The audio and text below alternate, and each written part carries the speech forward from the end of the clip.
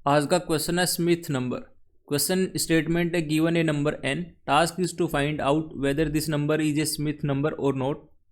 Smith number is a composite number whose sum of digits is equal to sum of digits of its prime factors। तो सबसे पहले इसकी definition को समझ लेते हैं। तो यहाँ पर स्मिथ नंबर की बात की है कि कोई अगर n हमें इनपुट की फॉर्म में दे दिया, इंट n जो कि पॉजिटिव इंटीजर होगा, तो उसके बारे में बताना है वो एक स्मिथ नंबर है या नहीं है। अब जो ये स्मिथ नंबर है ये क्या होता है उसको एक बार देखते हैं। अकॉर्डिंग टू क्वेश्चन उसकी डेफिनेशन गिवन है, स्मिथ नंबर एक कंपोजिट नंबर होता है।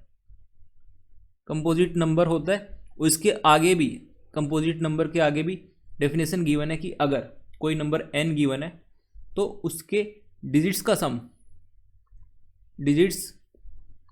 Sum should be equal to उसके जो प्राइम फैक्टर्स हैं उनके डिजिट्स का सम। प्राइम फैक्टर्स के डिजिट्स का सम।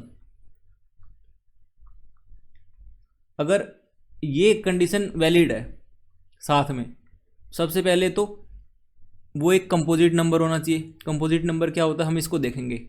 साथ ही साथ में उसके मतलब जो n होगा उसके डिजिट्स का सम इक्वल टू होना चाहिए उसके प्राइम फैक्टर्स के डिजिट्स का सम। तो इसको एक एग्जांपल के तौर पे समझ लेते हैं।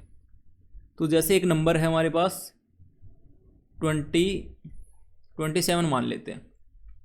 तो n अगर 27 है तो ये कंपोजिट नंबर है। कंपोजिट नंबर क्या होता है एक बार इसको देख लेते हैं।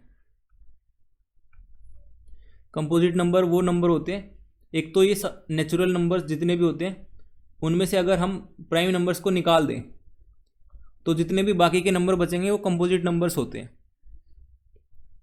तो अगर कोई भी नेचुरल नंबर है, एक से स्टार्ट होता है और इनफाइनाइट तक होते हैं नेचुरल नंबर, ये होते हैं 1 2 3 4 इस तरह से इनफाइनाइट तक। तो जैसे कि 2 है वो प्राइम नंबर है तो कंपोजिट नहीं होगा, 3 भी प्राइम है वो भी नहीं होगा, 4 कंपोजिट होगा क्योंकि ये प्राइम नहीं है, 5 प्राइम है कंपोजिट नहीं होगा, 6 प्राइम नहीं है तो ये कंपोजिट होगा। इसी तरह से 7 कंपोजिट नहीं है, 8 कंपोजिट है, 9 है, 10 है, इस तरह से 11 नहीं है। तो इस तरह से हम कंपोजिट नंबर्स को फाइंड कर सकते हैं। अब सबसे पहले क्वेश्चन को समझ लेते हैं। जैसे हमने एक एग्जांपल लिया n इक्वल टू 27, तो जो इसके डिजिट्स का सम है, n के डिजिट्स का सम हुआ 2 + 7 = 9। अब जो 27 है इसके प्राइम फैक्टर्स का सम क्या होगा। अब जो 27 है उसके प्राइम फैक्टर्स का डिजिट्स का सम देखते हैं। तो इसका प्राइम फैक्टर कौन सा होगा, 2 भी नहीं होगा, 3 होगा। बस अकेला सिंगल एक ही प्राइम फैक्टर है 27 का, 3, तो इसके डिजिट्स का सम 3 हुआ। और इसके मतलब जो 27 था उसके डिजिट्स का सम 9 है, तो 9 यहाँ पर 3 के इक्वल नहीं है।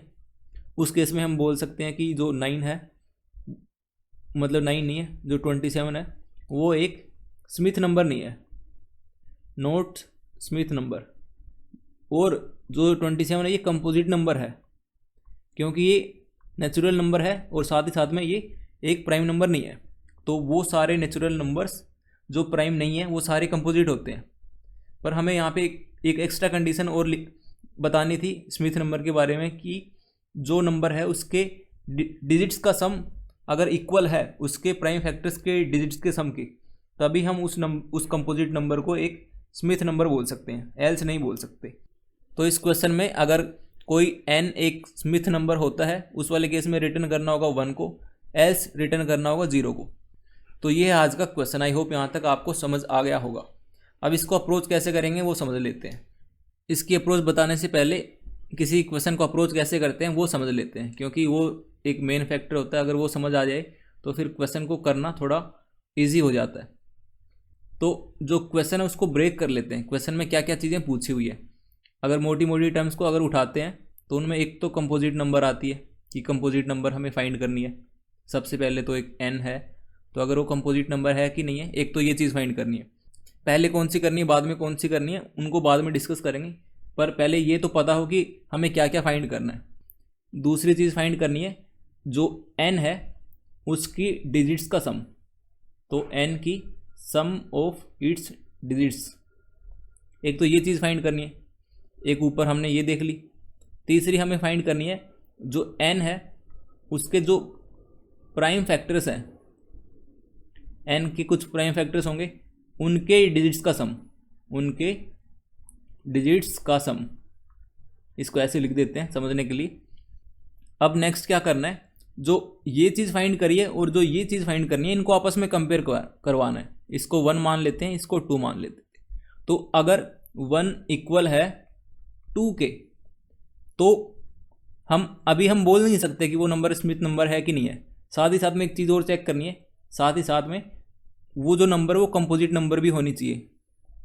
अगर वो इसको a मान लेते हैं, साथ ही साथ में वो a भी होनी चाहिए। अगर हमारे पास एक इनपुट n है, एक नंबर n की फॉर्म में गिवन है इनपुट में, तो ये दो चीज़ें हम कंपेयर करेंगे इस तरह से। साथ ही साथ में वो जो नंबर है वो कंपोजिट नंबर भी होनी चाहिए। अगर ये तीनों कंडीशन एक साथ, मतलब तीन तो नहीं, एक ये कंडीशन है और एक ये, अगर ये दोनों कंडीशन एक साथ ट्रू होती हैं तो हम बोल सकते हैं वो नंबर एक स्मिथ नंबर है। जो भी क्वेश्चन की डिमांड है वो चीज़ है। एल्स वो नहीं है, उस वाले केस में 0 को रिटर्न करना है और इस वाले केस में 1 को रिटर्न करना है। तो अप्रोच में सबसे पहले तो हमने क्वेश्चन को ब्रेक करा, एक कंपोजिट नंबर फाइंड करना सबसे पहले। तो मतलब पहले कौन सा करना बाद में कौन सा करना है वो हम क्वेश्चन के अकॉर्डिंग डिसाइड कर सकते हैं, पर हमें करना क्या क्या है उसको हमने ब्रेक कर लिया। कंपोजिट नंबर फाइंड करना है, जो डिजिट्स हैं उनका सम फाइंड करना है, और जो प्राइम फैक्टर्स हैं उनके डिजिट्स का सम फाइंड करना है। ये तीन चीज़ें हमें करनी है। तो इनको करते हैं एक एक को। सबसे पहले सबसे ईजी वाला टास्क करेंगे, जो टास्क नंबर ये था, अगर n है उसके डिजिट्स का सम क्या होगा। ये सिंपल होता है। तो सबसे पहले इसको फाइंड कर लेंगे। मान लेते हैं एक नंबर है 7 8 9, तो इसके डिजिट्स का सम क्या होगा, 7 + 8 + 9, यही आएगा। 7 और 8 15 और 9 24, ये इसके डिजिट्स का सम है। एक तो ये चीज़ फाइंड कर लेंगे सबसे पहले। फिर जो दूसरी इजी चीज़ है वो फाइंड कर सकते हैं, जैसे जो प्राइम फैक्टर्स हैं उनके डिजिट्स का सम फाइंड कर सकते हैं। जैसे एक नंबर हमारे पास n = 55, तो 55 के प्राइम फैक्टर कौन कौन से हैं, एक तो 5 है, एक 11 है, दो ही फैक्टर हैं और दोनों ही प्राइम है। तो इस केस में जो भी इसके प्राइम फैक्टर उनके डिजिट्स का सम, तो 5 तो अकेला है तो इसका सम तो 5 ही आएगा। 11 में दो डिजिट्स हैं तो इनके डिजिट्स का सम अलग अलग फाइंड करेंगे। तो 1 + 1 = 2, तो यहाँ पे 5 + 2 = 7, यह आया। अब तीसरा हमें कंपोजिट नंबर भी बताना है। कंपोजिट नंबर एक तो हमने देख लिया कि अगर नंबर प्राइम है तो वो कंपोजिट नहीं होगी। अगर नेचुरल है, मतलब कंपोजिट जब बात करते हैं तो पॉजिटिव इंटीजर्स की बात करते हैं, तो अगर कोई भी नंबर प्राइम नहीं है तो वो कंपोजिट होगी। एक तो ऐसे फाइंड कर सकते हैं। दूसरा एक और तरीका है, जब हम ये प्राइम फैक्टर्स निकालेंगे उस टाइम हम डायरेक्टली कंपोजिट का भी बता सकते हैं, क्योंकि जो ये फैक्टर्स होते हैं प्राइम फैक्टर्स, कोई भी नंबर n होती है अपने पास तो उसके दो फैक्टर्स तो हमेशा होते हैं, एक तो 1 होता है और एक नंबर वो खुद होती है। तो अगर इन दो नंबर्स के अलावा कोई और एक और फैक्टर हमें मिल जाता है तीसरा, उस केस में हम बोल सकते हैं ये नंबर है वो प्राइम नहीं हो सकती, और उस केस में वो कंपोजिट नंबर बन जाएगी। तो जब ये प्राइम फैक्टर्स हम निकालेंगे साथ साथ एक और मतलब काउंटर रख लेंगे, वो काउंट करता रहेगा कि कितने फैक्टर्स इसके आ चुके हैं। अगर वो फैक्टर्स 1 और n के अलावा कोई और होंगे एक्स्ट्रा, तो हम डायरेक्टली बोल सकते हैं कि वो नंबर एक कंपोजिट नंबर भी है। और साथ ही साथ में ये पहला काम और दूसरा काम तो करते ही रहेंगे। तो इसका कोड कर लेते हैं। कोड से पहले जो डिजिट्स है इसका सम कैसे फाइंड करते हैं, ये भी काफ़ी सिंपल लॉजिक है, इसको भी एक बार डिस्कस कर लेते हैं। जैसे कोई नंबर है 7 8 9, तो इसके डिजिट्स का सम कैसे फाइंड करेंगे। सबसे पहले तो ये 7 8 9 है, इसको 10 से मतलब मोडुलो करेंगे तो ये रिमाइंडर दे देगा, 9 रिमाइंडर देगा, और इसको फिर से 10 से डिवाइड कर देंगे। जब 10 से डिवाइड कर देंगे तो ये 78 जनरेट करेगा। फिर इसी तरह से फिर से इसका मोडुलो लेंगे 10 के साथ, तो ये 8 जनरेट करेगा। फिर 78 को 10 से डिवाइड करेंगे, 7 बचेगा। फिर इसके साथ मोडुलो लेंगे 10 का, तो ये 7 जनरेट करेगा। तो जो भी मोडुलो लेके जनरेट हो रही नंबर, जो भी रिमाइंडर आ रहा है, उन सब का सम फाइंड कर लेंगे। वो जो सम होगा वही डिजिट्स का सम होता है। अब इस अप्रोच का कोड कर लेते हैं। कोड में सबसे पहले तो जो n हमारे पास इनपुट है उसके डिजिट्स का सम फाइंड करने का एक अलग से मेथड बना लेते हैं। तो उसको कॉल करते हैं, मतलब पहले इसको बना ही लेते हैं, स्टैटिक इंट डिजिट्स सम। इसमें n को पास करेंगे, इसमें एक रिजल्ट लेते हैं, इंट रिजल्ट इक्वल टू 0।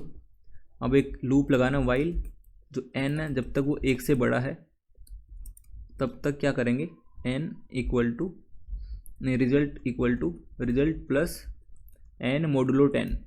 जो मोडुलो 10 करेंगे वो रिमाइंडर जनरेट करता है। रिमाइंडर होती है आखिरी, मतलब राइट हैंड साइड से जो पहली डिजिट होती है वो। अब जो n है उसको अपडेट कर देंगे, n equal to n divide by 10। इस तरह से जब तक कि वो n 1 से बड़ा होगा तब तक ये एक नहीं, यहाँ पे 0 आना चाहिए, जब तक वो 0 से बड़ा है तब तक ये जनरेट करता रहेगा। तो इस रिजल्ट में जो भी डिजिट्स होंगी उनका सम आ जाएगा। इसको यहाँ से रिटर्न करवा देते हैं, हमारे पास जो डिजिट्स हैं उनका सम आ गया। यहाँ पे हम कंपेयर करवा सकते हैं, इफ़ जो डिजिट्स हैं उनका सम अगर इक्वल होता है प्राइम फैक्टर्स के डिजिट्स का सम, प्राइम फैक्टर्स का सम, इसको ऐसे लिख देते हैं, prime factor sum of n। अगर ये इक्वल होते हैं तो रिटर्न करना होगा 1 को, क्योंकि वो एक स्मिथ नंबर होगी, एल्स रिटर्न करेंगे 0 को। अब जो ये वाला फंक्शन है प्राइम फैक्टर सम, इसको कैसे लिखना है वो देख लेते हैं। स्टैटिक इंट प्राइम फैक्टर सम, इसमें एक इंट है n, एक इंट काउंट ले लेते हैं। काउंट से हम बता पाएंगे कि वो पर्टिकुलर नंबर एक कंपोजिट नंबर है या नहीं है। काउंट स्टार्टिंग में 0 रखेंगे। काउंट बेसिकली काउंट करेगा total number of factors of n। अगर 2 से ज़्यादा फैक्टर आते हैं तो वो प्राइम नंबर नहीं रहेगा, उस वाले केस में वो नंबर एक कंपोजिट नंबर रहेगा। और एक इंट ले लेते हैं सम नाम का, जो स्टार्टिंग में 0 है।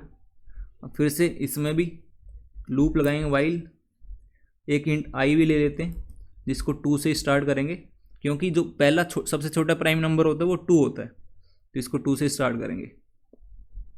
वाइल जो n है वो 1 से बड़ा है।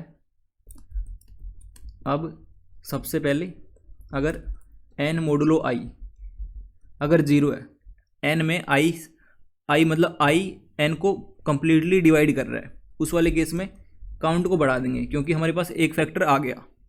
Next condition, if n modulo i अगर 0 होता है और साथ ही साथ में i अगर 10 से बड़ा होता है, इसको बाद में लिख सकते हैं, इसको इसके अंदर लिख देंगे।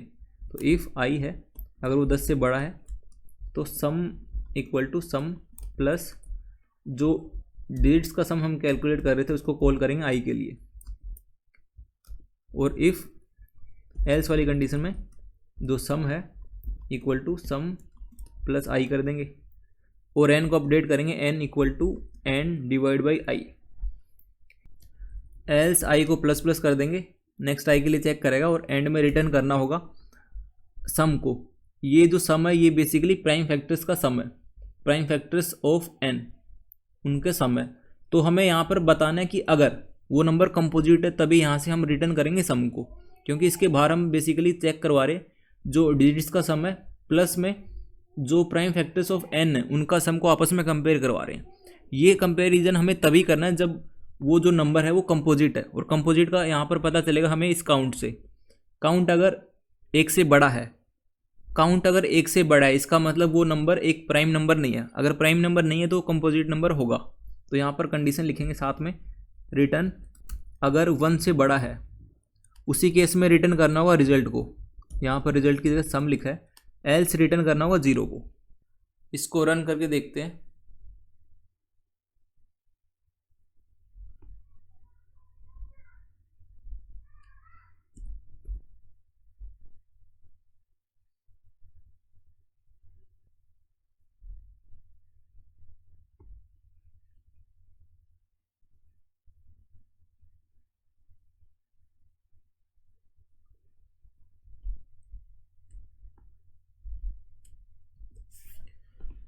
तो ये आज का POTD problem of the day. I hope समझ आ गया होगा। अगर फिर भी कुछ डाउट रहती है तो आप कमेंट सेक्शन में पूछ सकते हो।